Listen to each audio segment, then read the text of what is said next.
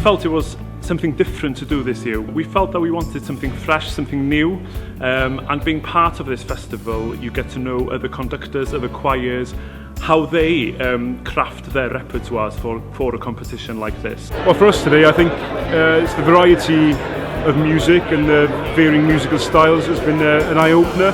It's been an education. There's a nice community vibe to the festival as well. It's been a fun-packed celebration of the voice. Oh, it's been a brilliant spirit the whole weekend. A whole bunch of choirs from all over the place. And we are so glad that to be here in Cardiff. This is the first time, especially the UK. We're coming from India, Mizoram. Having the opportunity to showcase the choir in front of a panel of international judges.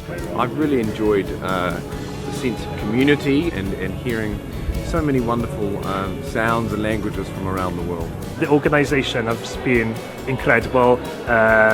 Everything's organised for us.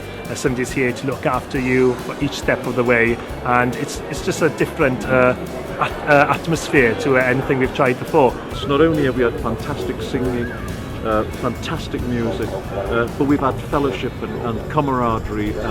What I love about the festival is there is a kind of spirit of togetherness.